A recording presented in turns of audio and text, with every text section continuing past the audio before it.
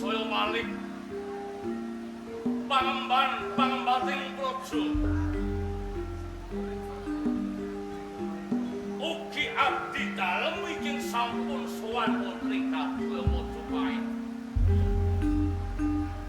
Sami ngamloake junggo ing mangke nelingake karno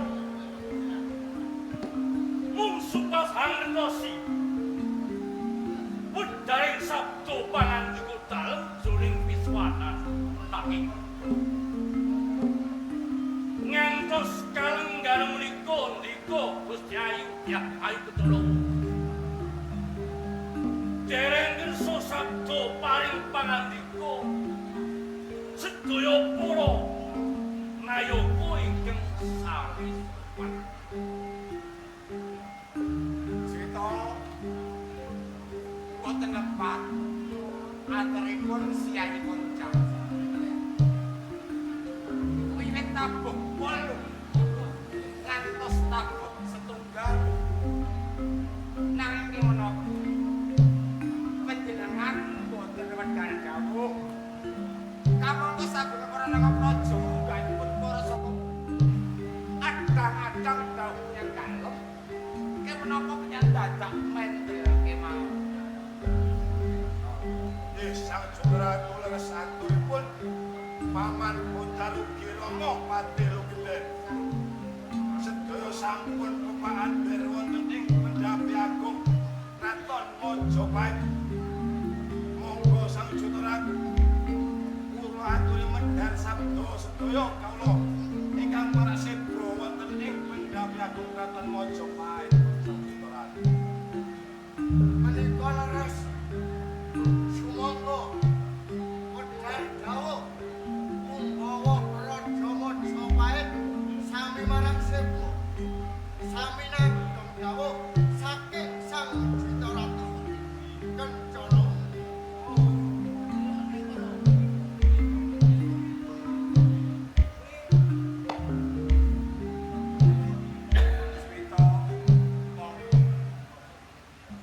Menapa to ingkang tunggalé monggo dipun wastan menika dipun adhep sagene panaka praja wonten ampian dalem. Paman Lugeden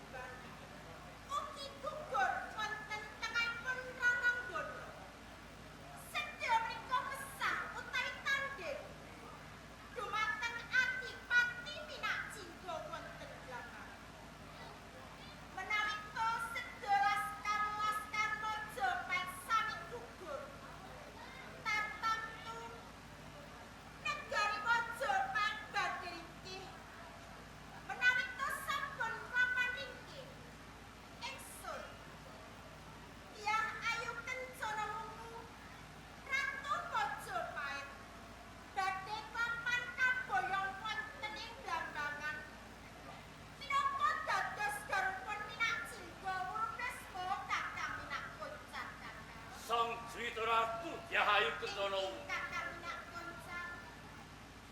Kula nyuwun kanthi sanget ampun geges dhateng ing penggalih dalem.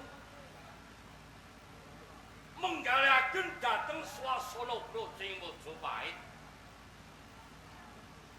Saya-saya angenani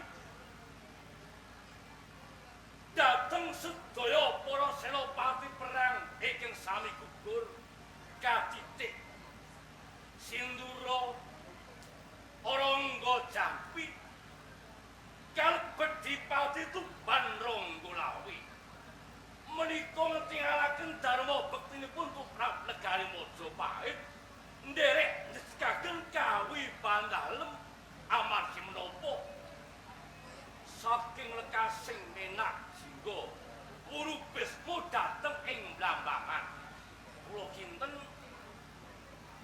menika katempuh pacoban dhateng ing Majapahit tumrapipun anggenipun ngasta panguwasa ngobetake lagu jantaning pamrentahan mila kula nyuwun kanthi sanget ampun ngantos ing mangke nggalaken swasana dhateng ing Majapahit menika lenggan menika kula mastusaken ing mangke badhe tumpasuh nggihipun mriginaken pernatan Sang Jwita Ratu negari Majapahit kathah kawula kalah kathah senopati perang saya-saya agul-agul dhateng ing Majapahit kula pribadi menak koncar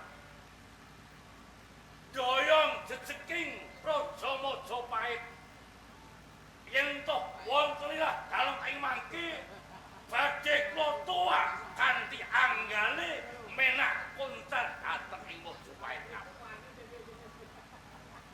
Nyun sewu Jika Ratu. Kados pundi paman Anggen ngengleng menggalih dipun adhep saking Pranaka Praja mboten ngantos migatehaken. Dados ingkang penyen penggalih namung ngenani kayuwanganipun wonten ing Praja Majapahit. inci leres Pak. Jika Ratu sampun ngantos dengan Semelang. Jare menapa? Senopati Agung wonten Kraton Majapahit punika sekathah ingkang dereng ngatonaken dharma bektinipun wonten ngabiyantara panjenengan. Kamangka wonten ing Majapahit menika wonten jago ijo wiring kuning ingkang saben enjing dipun dhisik jarine ning dereng nate medal saking rumah. Lah menika kula percados ingkang badhe nyelametaken kayunanipun wonten ing Kadipaten utawi Praja Majapahit namung jago kula wau. Paman. Menawi to wonten jago liring kuning mapan wonten ing Praja Majapahit. Ingkang dereng medal wonten ing Saking kurungan. kurunganipun. Nggih. Tegesipun dereng nate maju wonten ing tengahipun raranggun. Estunipun ingkang dipun wastani jago liring kuning menika sinten, Pak? Jwita Ratu nyun sewu sak dereng ngecar. Rungokno. Nggih, aku tak ngomong. Ingkang kula ajengaken wonten kesok yang dalem boten wonten meneh namung anak kula Seto kalih Kumite. Sing komite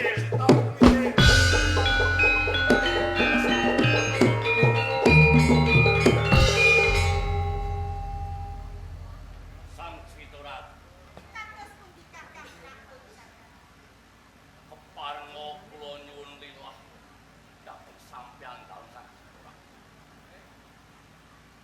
Mergi kaget ing rasaning ati kula duwuh dhateng ing pangandikanipun Kakang Lugiyen. Keparenga kula badhe lawan tepak kalih Kakang Lugiyen. kakang nakun kakang. Menawi topeng jenengan dalam ngersakake wirugan. Dumateng paman. Ingsun badhe nganugyan menapa ingkang dados kersopun panjenengan kakang. Kakang Lugiyen. Piye, Cak?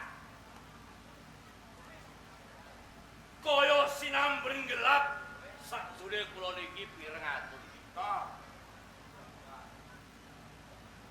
Negari Majapahit kedunungan jago liring kuning. Iya. Saben dina dikirsik jalune nanging dereng nate dudu. Iya, kula nate metu kok kurungan. Niki jagone niku anak sampean Seta Kumitir. Ya iya.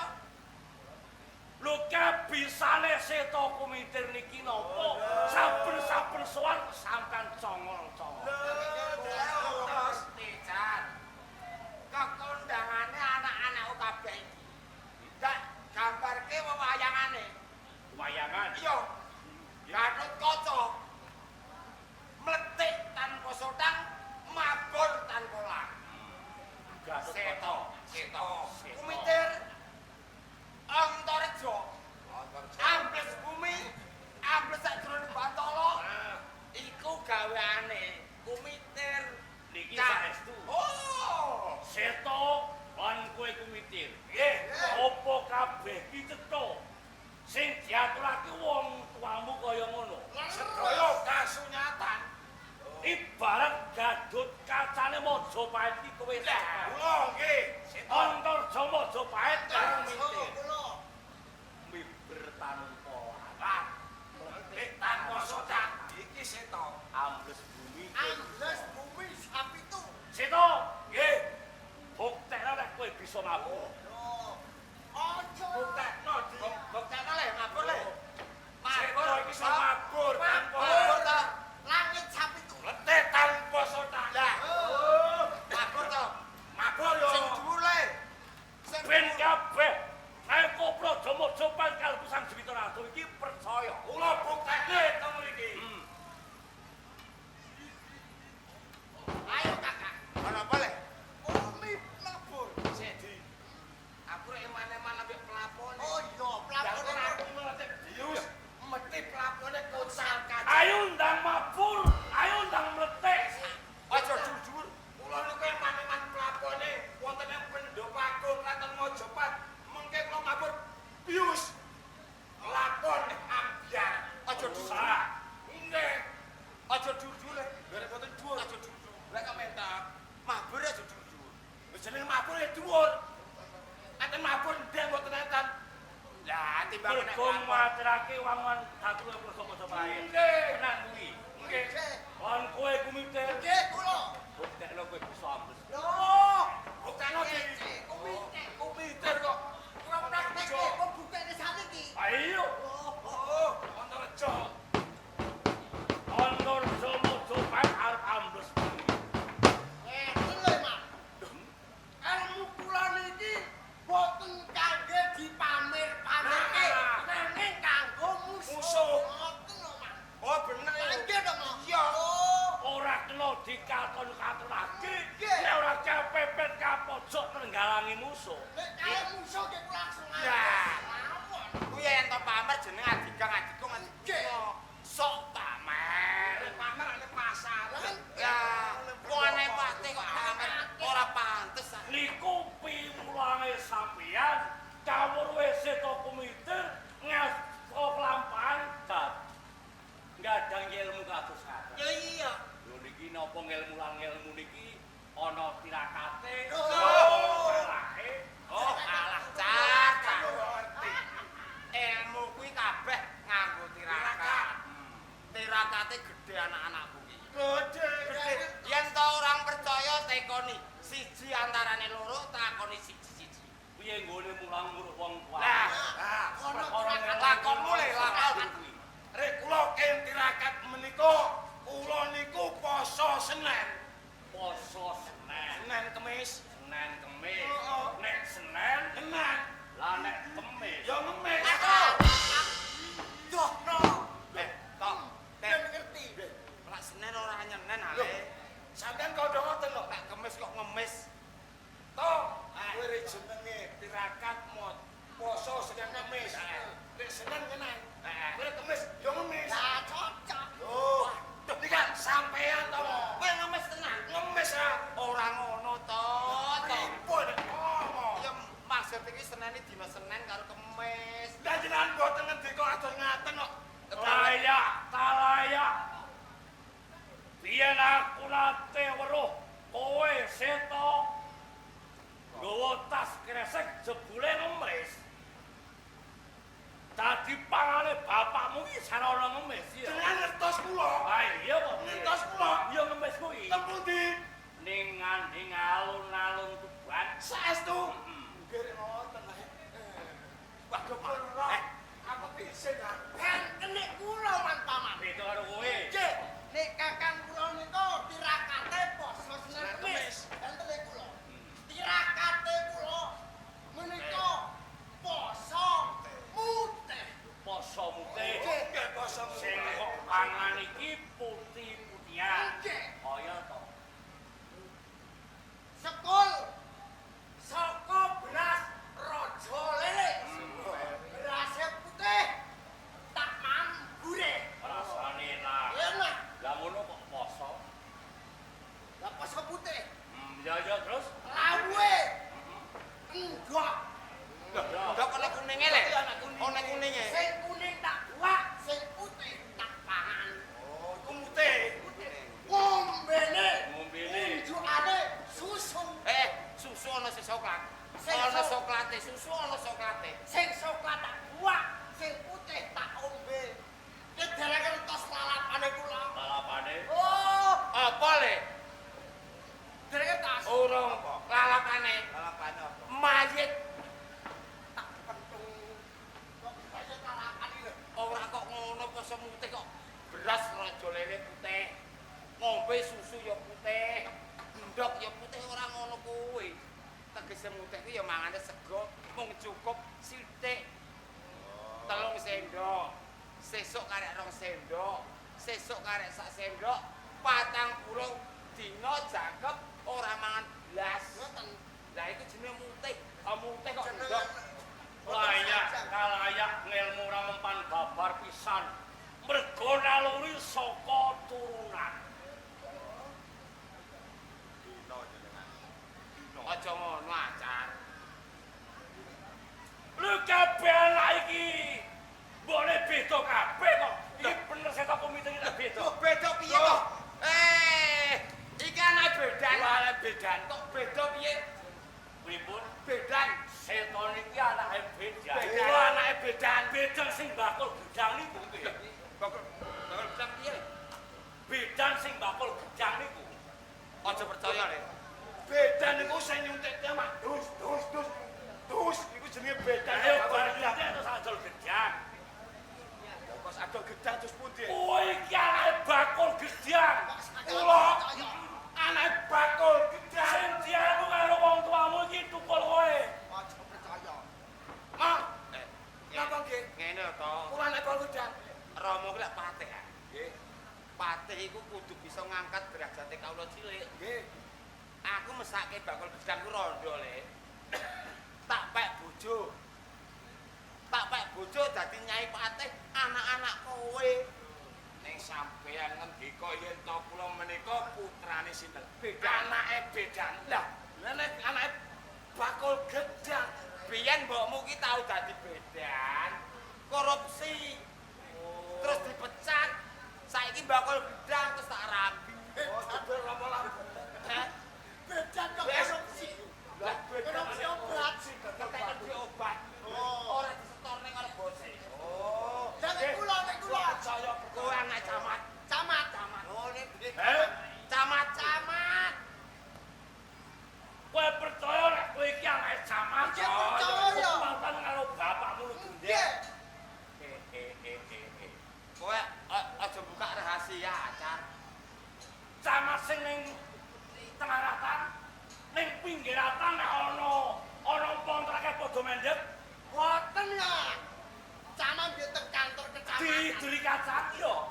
Oh diberi kacang niku piye? Camat bakul kacang yo. Kowe iki delondonge bakul kacang sing diontong-ontong karo pamu lu gendeng iki. Biyen bapakmu ngene bener siamak. Pripun mau pripun? Ampun mirang-mirang ning kula. Iya. Anak asline ibuku ya camat tenan kae. Camat? Terus? Ngentekno pajak. Dicopot terus bakul kacang. dadi pensiunane camat. Pensiunane camat dipecat. Oh, kapok pecat. Paman lu genden. Piye, Cak?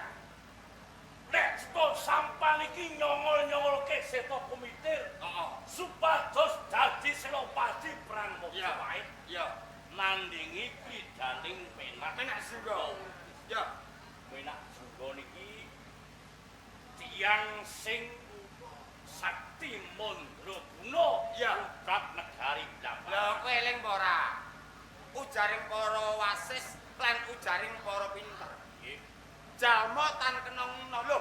Yen to anak-anakku dapurane kaya ngene iki, yen to kelakon bisa malah menak jiwa apa ngerti kowe? Yen to Gusti sukesake. Nanging saderengipun nandingi menak singgo. Heeh. Madeg senopati ngaloga perang dhateng ing Blambangan. Heeh. Napa kepareng enten pendadaran tumrap dhateng Mojopahit. Pendadaran piye? Piye karepmu? Pendadaran perkara perangan. Heeh, terus? Nek seto komitir niki pancen tetok senopati pempengan. Ya. Badhe kula tetel niki lho. Car.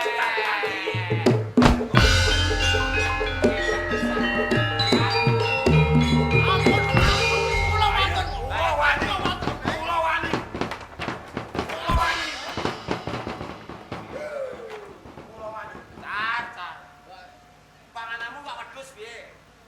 Kok biasane wak gereh kok darah tinggi. Mergi kula niki kagolati kula. Saben-saben pisah Mojopahit sampanipun tansah pamer nyongol-nyongol anak sampeyan seto komitir. Lho anak lho, Cak. Anak wis lumrah. Anakku ngene lho, Cak. Umpamane anakku kalah wis pas. Mati-mati yo seto karo kumitir ana tengah kepala. Nek kondang tenan kula tetere wonten ing alun-alun.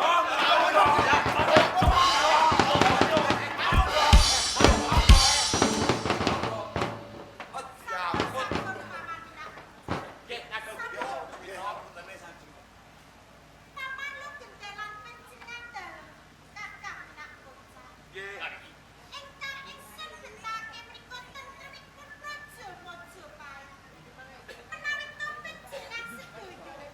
Sami panduta rebab wontenipun Dapi Agung Raja Mojopahit. Lajeng beja menapa? Tentremipun Raja Mojopahit. Salam kalimat tapi kula ingkang sowan sang Ratu.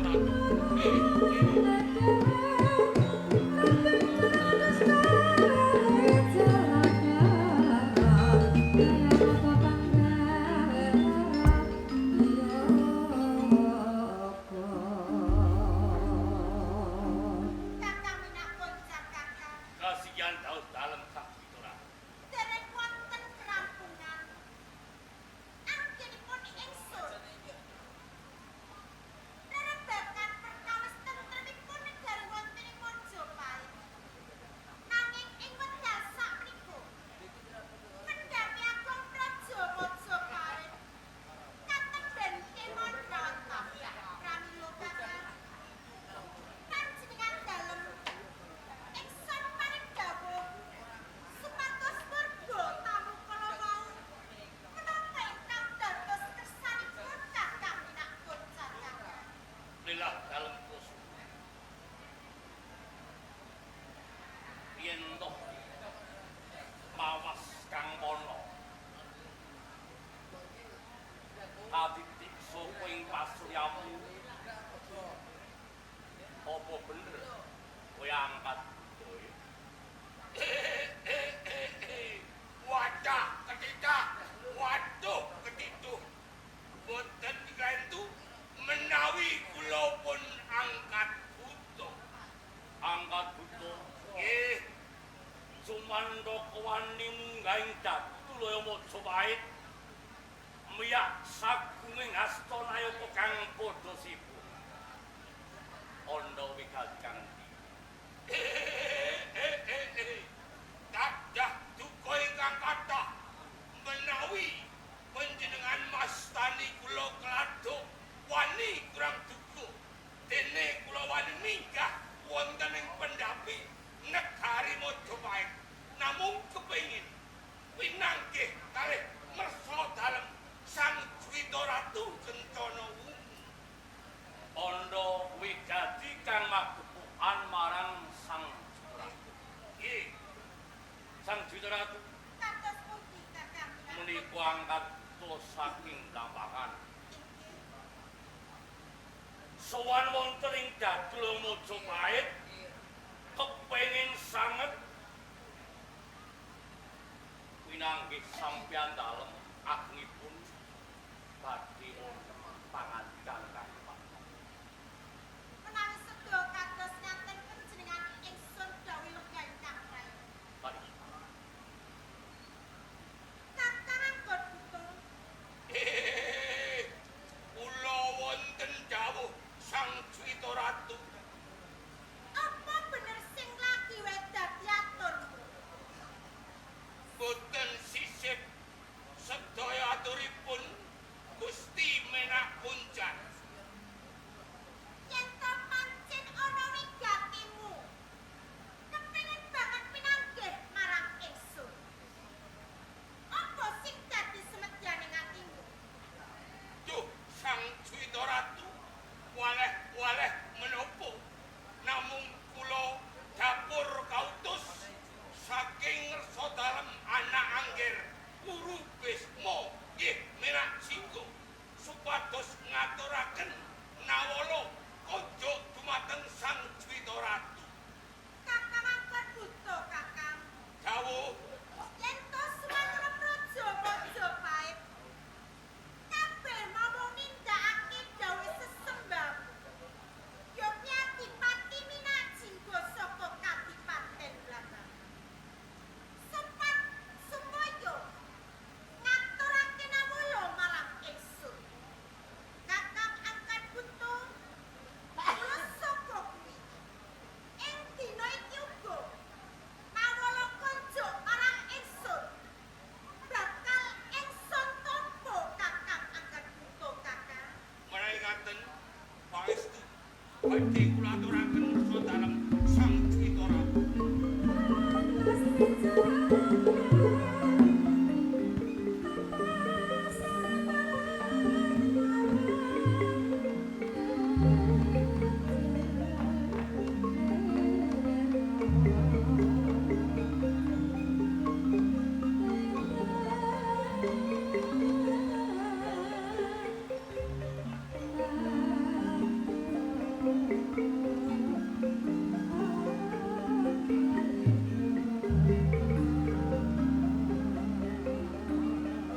Kakang Minak Kunjan, Kakang. Mari. Lan panjenengan dalem papan. Kastanen Juwita Ratu. Sasampunipun ingsun nampi nawala saking kersaning Minak Jinggo saklebetipun manah ingsun kepengin sanget mangertosi menapa ingkang dados surasanipun Minak Jinggo wis bapak. Nggih, monggo Namung mangga. Panjenengan sedaya ingsun aturi midhang tangkil langkung. Setika dawuh.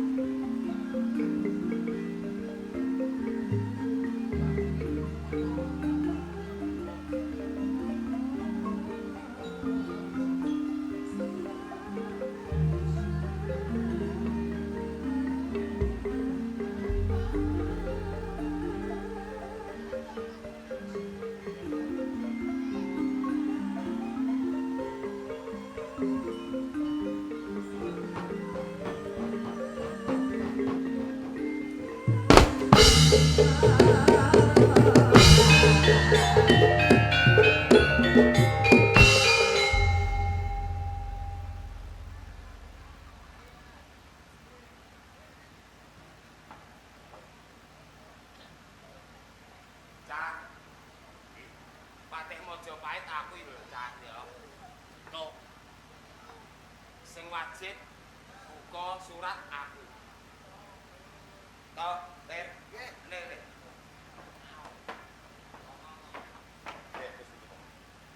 Iki ana surat. Tak macane. Tuh, metu. Ler piye? Oh, Din. Heeh. Tenang ae kene.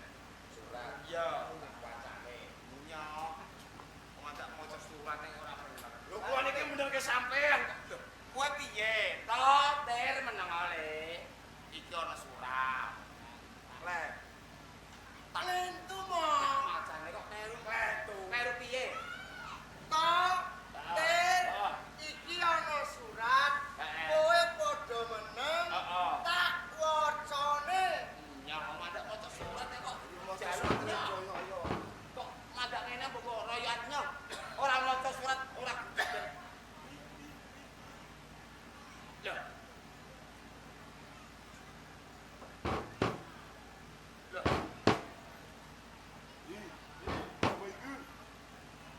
maca ta ora?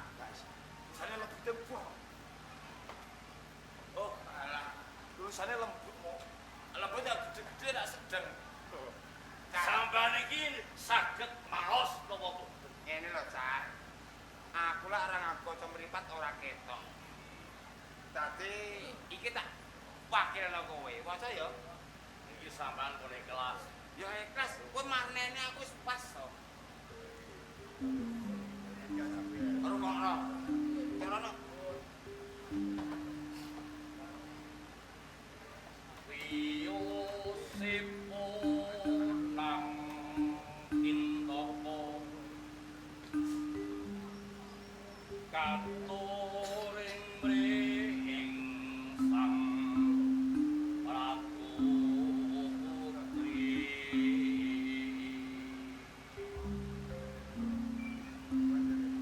Yayu Cendana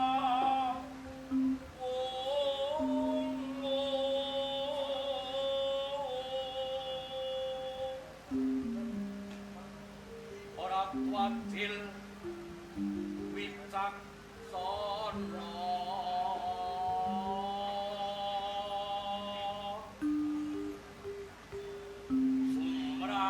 sumrambaing mringkah kula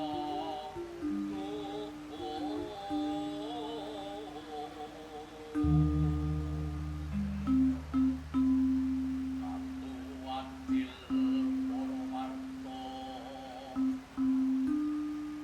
Marata ingsa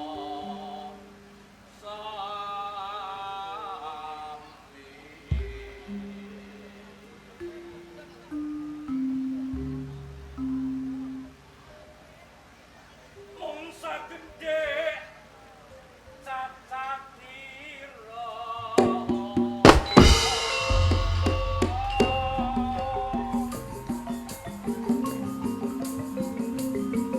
sira pati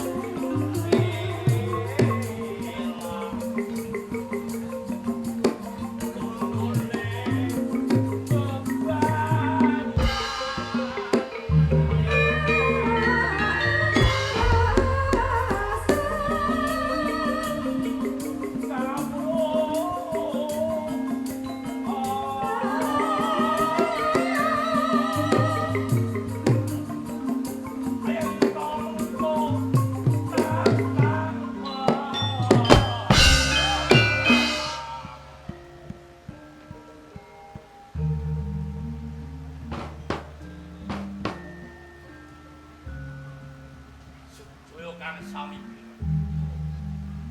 Kakang Lubu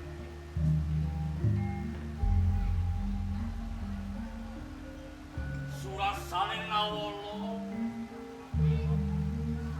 ngrupis monangking janji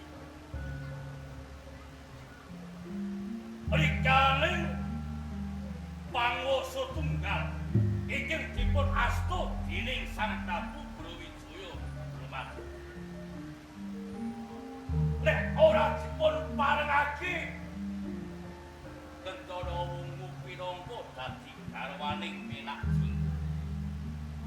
Negara Majapahit ditantang perang kali Blambangan. Niki sinetron